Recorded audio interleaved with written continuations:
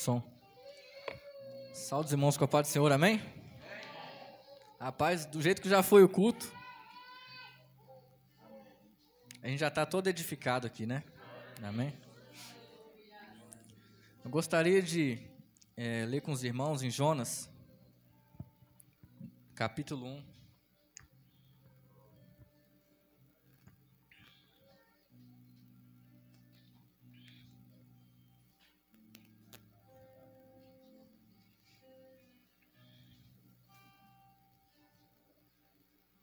Essa passagem veio no culto de quinta-feira. No meio do culto, eu lembrei dessa passagem.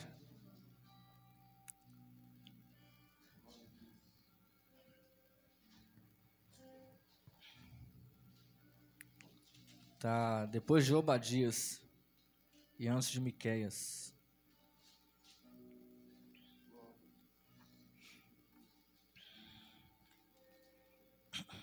Amém? E diz assim: Veio a palavra do Senhor a Jonas, filho de Amitai, dizendo: Levanta-te, vai à grande cidade de Nínive, e clama contra ela, porque a sua malícia subiu até mim. Jonas, porém, levantou-se a fim de fugir diante da face do Senhor para Tarsis. Desceu a Jope, onde achou um navio que ia para Tarsis. Pagou sua passagem e embarcou nele, a fim de ir com eles para Tarsis, para longe da presença do Senhor. Amém? Pode assentar todo mundo? Eu estava pensando na quinta-feira sobre essa passagem aí. Todo mundo conhece, pelo menos um pouco da história de Jonas. Talvez a pessoa pode não lembrar o nome do profeta, mas se alguém perguntar qual que foi aquele profeta que foi engolido por um peixe, todo mundo sabe da história, né? Isso é quase universal.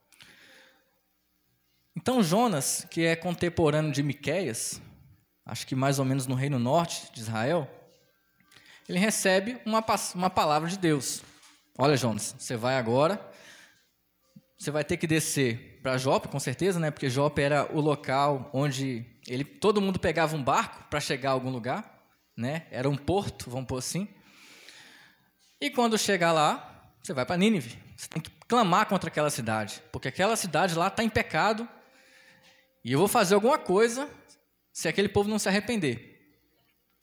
E aí Jonas tem a brilhante ideia de fugir da presença do Senhor.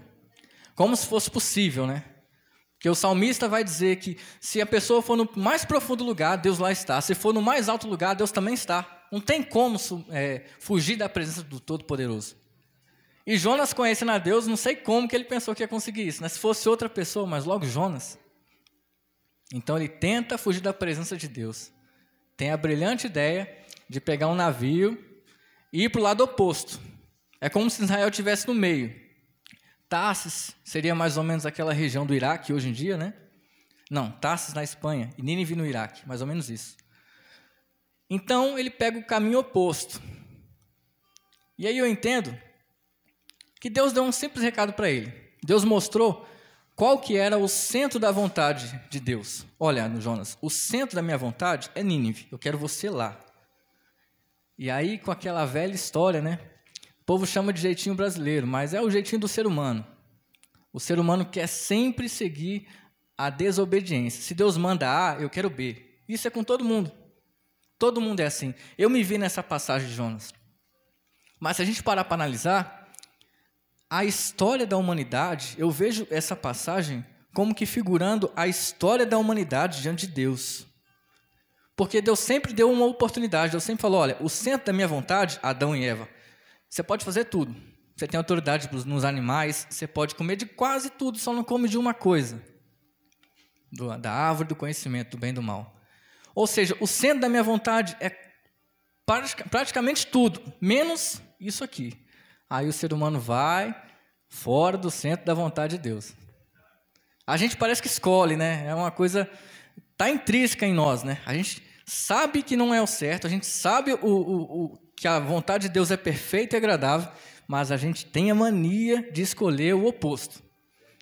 Querendo meio que viver a nossa liberdade, né? Aconteceu isso com Caim e Abel. Deus mostra, olha, vocês pecaram, beleza. Mas agora, então, eu vou mostrar uma coisa para vocês redimirem: sacrifício. Porque sem sacrifício não há expiação do pecado. E aí eles começam a fazer o certo de novo, e Caim vai e foge do centro da vontade de Deus novamente. Que como se Deus fosse um ser humano como eu e você, ia coçar a cabeça e falar: nossa, eu vou matar esse povo. E aí a misericórdia atua novamente. Deus vai mostrando, chama Noé, chama Abraão. Aí ele fala ao povo de Israel: eu quero ser o rei de vocês. E aí o povo de Israel, de novo, tentando fugir do centro da vontade de Deus, fala: não, mas tem uma nação ali que tem rei. Eu não quero o Senhor como rei, eu quero outro rei. Aí Deus vai lá, chama Saul. Beleza? Aí, quando o povo está no centro da vontade, Saul está no centro da vontade de Deus, de repente ele sai novamente. E aí Deus chama Davi. Como que uma misericórdia infinita com a raça humana, com o ser humano. Deus chama Davi, Davi vai, peca com Betseba e começa o ciclo novamente. Um ciclo que não tem fim, porque a humanidade foge da presença do Deus Todo-Poderoso a todo momento. Está intrínseco em nós, desde que o pecado entrou no mundo. Aí Jonas faz isso. Ele vai para Tarsis. Assim como o filho pródigo. Tinha tudo. Estava no centro da vontade do pai dele, vamos pôr assim. Tinha do bom e do melhor. E aí um belo dia ele fala: não, mas eu quero viver minha liberdade. Eu quero tomar as minhas próprias escolhas, né? Então, pai, me dá tudo que eu tenho direito, que eu vou viver minha liberdade. E aí ele vai viver a liberdade dele. Ele vai para qualquer festa, ele vai ficar com todo mundo, ele vai beber todas, ele vai fumar todas, ele vai cheirar todas, ele vai fazer o que ele acha que traz a liberdade dele. Só que, na verdade, quando a gente sempre escolhe mal. É por isso que a gente tem que ter um Senhor, de fato. Porque se a gente pensasse bem, sozinho, não precisava de um Redentor para remir a nossa vida. Jesus Cristo. E aí, quando ele vê que a liberdade, na verdade, o afundou nos vícios e fez com que ele perdesse toda a alegria, perdesse todo o dinheiro, ele só teve uma escolha: falar: meu Deus, o que eu fiz da minha vida, né? E com Jonas não é muito bem diferente, não. Jonas pega aquele barco, vai para Tarsis, né? Do lado oposto. E aí, é o interessante que quando ele pega o barco, a gente vai ler aqui, ó. O Senhor, contudo, versículo 4. O Senhor, contudo, mandou um mar, um grande vento, e fez-se no mar uma grande tempestade, de modo que o navio estava a ponto de se despedaçar.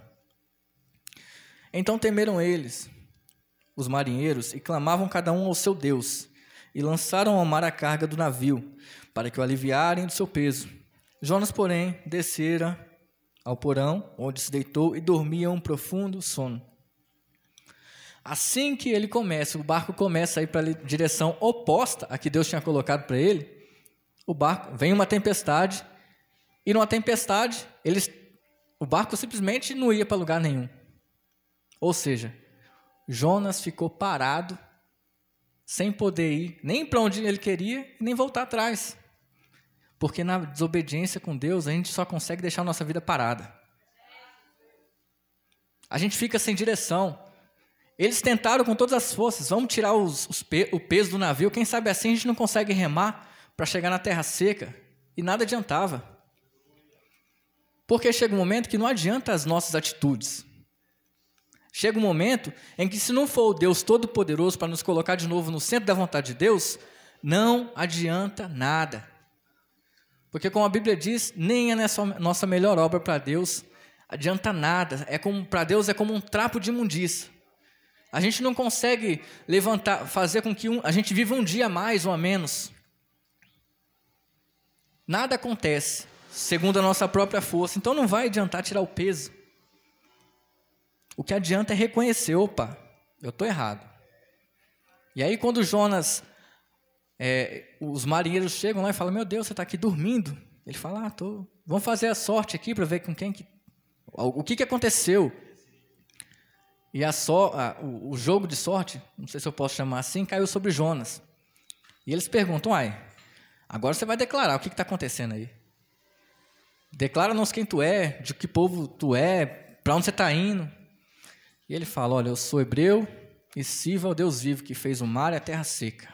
Ele sabia, porque no fundo a gente sabe quando a gente está errado e a quem a gente serve.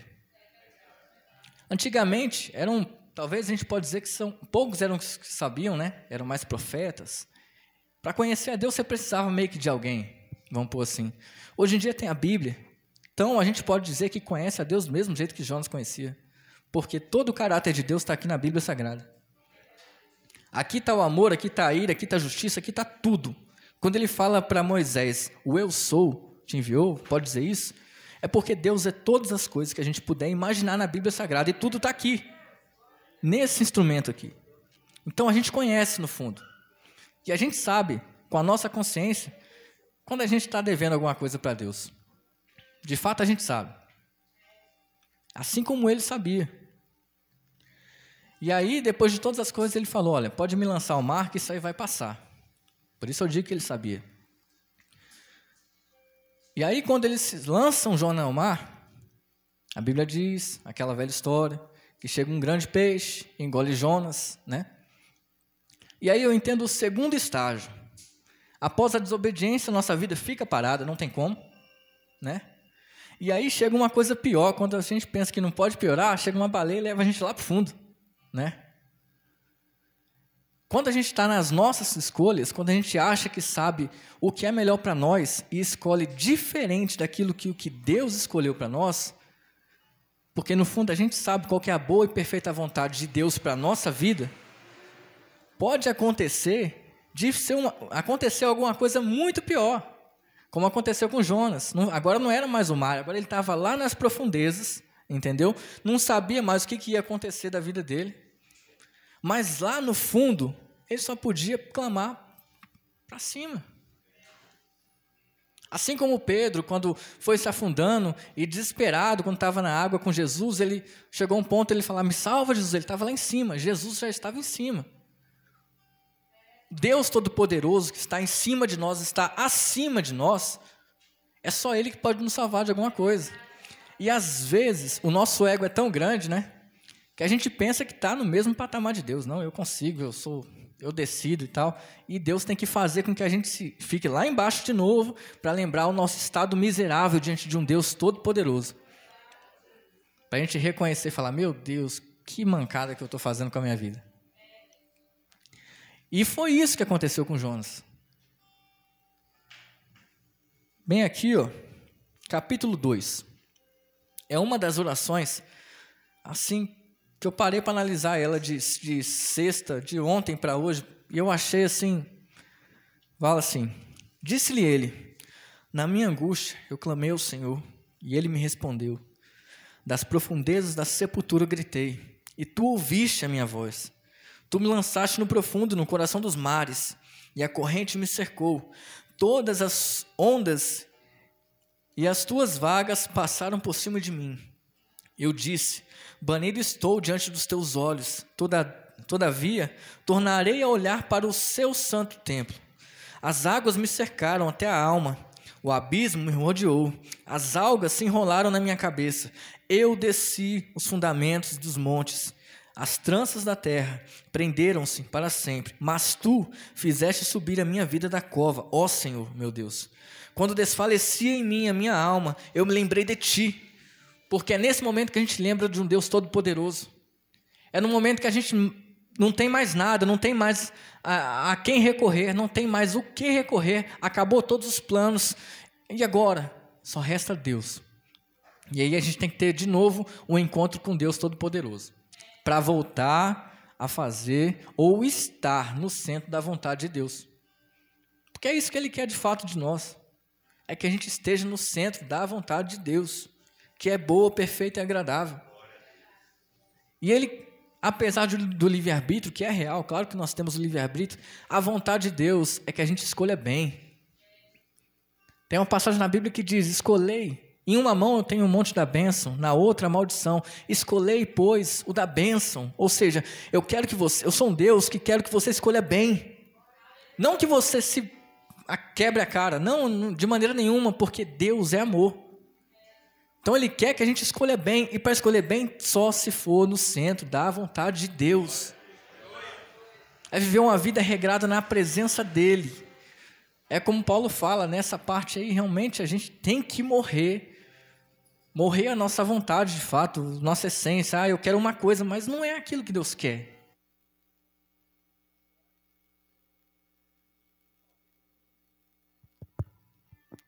Deus quer de fato. Então ele passa por aquilo, quando está na baleia, tem uma reflexão da vida, porque diante da morte o cara tem que fazer uma reflexão, não tem como, né? Qualquer ser humano faria. Ele se arrepende e fala, não, beleza, eu vou lá, Deus. E ele foi. Chega a Nínive, né? A baleia cospe ele, ou peixe grande, né? Tem gente que fica nessa... O importante é que ele foi cuspido, né?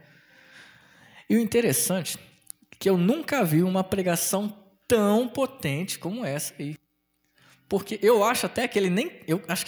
Deus usou ele mesmo porque ele devia odiar aquele povo, né? Porque ele prega de um jeito que desde o rei até o plebeu, todos ficaram em pânico, tirando as suas vestes, imaginando que eles iam morrer naquele momento. E ele chegava e falava, daqui a 40 dias, Deus vai trazer o juízo para vocês. E no fundo eu acho que ele queria isso mesmo. Ele queria.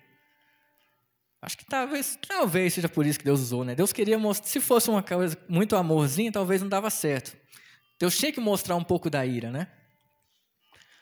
E aí, pregando em toda a cidade, de repente ele sobe lá em cima e fala, pensando no que ia acontecer com a cidade. Talvez na cabeça dele a cidade ia ser destruída, né?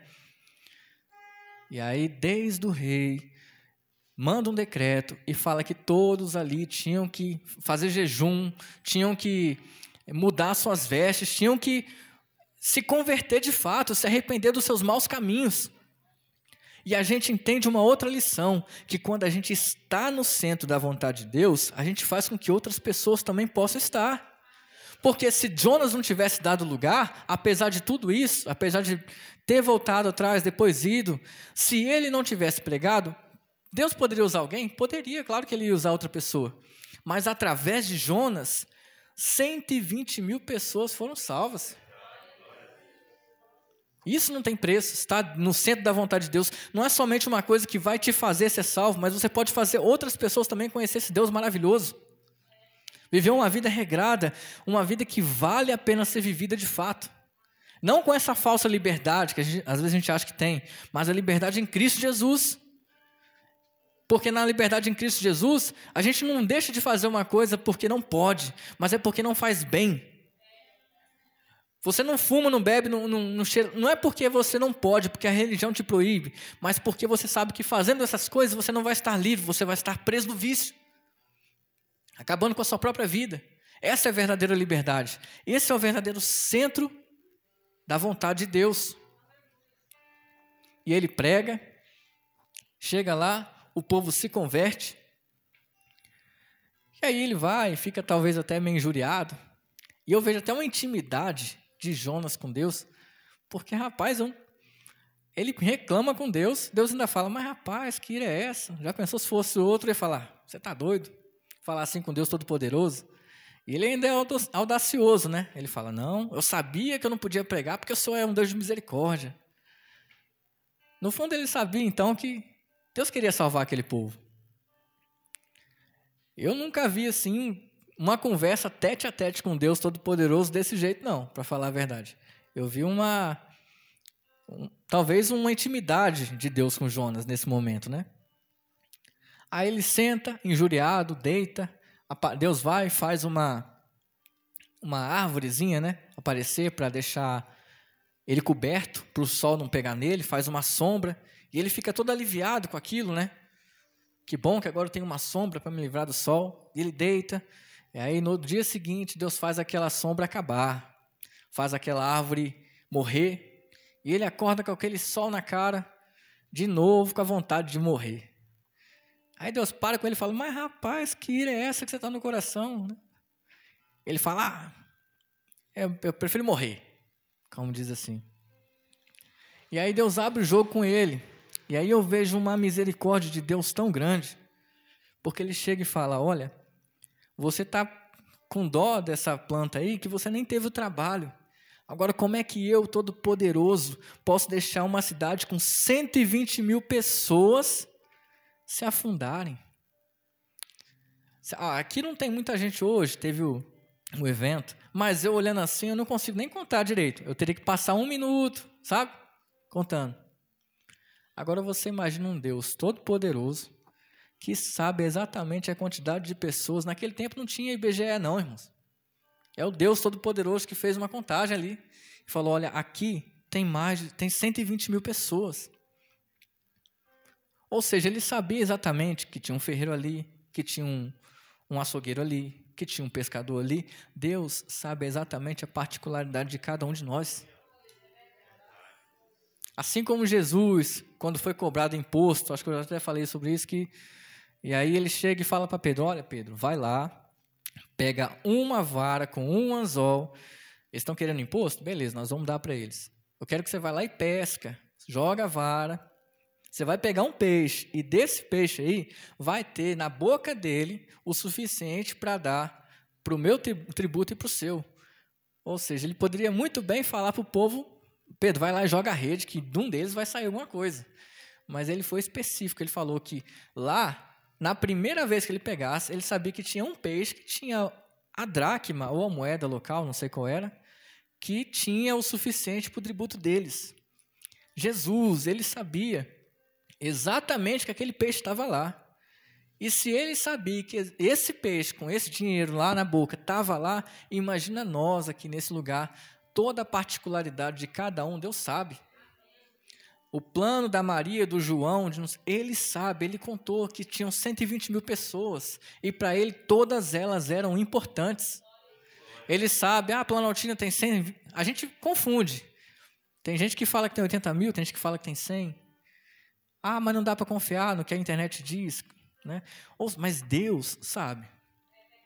Quantas pessoas tem em Planaltina de Goiás? Ou quantas pessoas vão ouvir a mensagem na internet? Deus sabe de todas as coisas. Ele sabe do que você precisa, do que eu preciso, e essa é a misericórdia de Deus. Porque Jonas nada mais relata do que o plano de salvação para a humanidade. De um povo que precisava, como nós, e que íamos ter um fim que não tinha, era aniquilação total. Onde não sobraria nada, não sobraria osso, não sobraria nada. Porque na ira de Deus não há quem sobreviva. E aí Deus manda Jesus, o seu filho, que é morto por 3 dias, para que todo aquele que nele crê não pereça, mas tenha vida eterna. Nós não somos diferentes dos ninivitas, não. O ser humano é mau por natureza. A gente vai falar, mas os ninivitas eram expansionistas, tinham um reino, invadiam povos. A gente faz coisa errada todos os dias. 24 horas, a gente sempre tem que estar se policiando, porque a nossa carne em si, ela quer fazer o errado, ela quer ir contra o centro da vontade de Deus. Mas a vontade de Deus é que a gente permaneça no centro da vontade dele. Ainda que seja difícil, estar no centro da vontade de Deus é o que faz com que a gente possa ter a vida eterna. É que a gente possa não ter uma condenação que virá. E se você não está no centro da vontade de Deus hoje, pode acontecer de uma baleia chegar para levar a gente para o centro da vontade de Deus. E ela acontece de várias formas, mas ela é a prova do amor de Deus. Pode ser que ela aconteça com um cara que perdeu o emprego. Pode ser que ela aconteça com um cara que perdeu a saúde. Baleia nada mais é do que uma situação que não tem o que você fazer, a não ser clamar a Deus. Pode ser qualquer coisa. Às vezes, onde estava a sua confiança? Às vezes a sua confiança estava no dinheiro. E pode ser que você fique sem ele um dia. Pode ser que a sua confiança seja, não, eu tenho que estar com o meu armário abarrotado todo dia. E pode ser que você abra um dia o armário e não tenha nada dentro de casa. Às vezes a sua confiança é, tenho saúde para correr todo dia. Pode chegar um momento que você não vai mais correr. Mas você sempre vai estar com Deus, se você quiser. Sempre que a gente levantar a mão e clamar a Deus, como Jonas clamou, a baleia sempre nos volta tira da profundeza e nos devolve para a terra. se a gente clamar a Deus. Amém? Eu agradeço a oportunidade em nome de Jesus. Amém.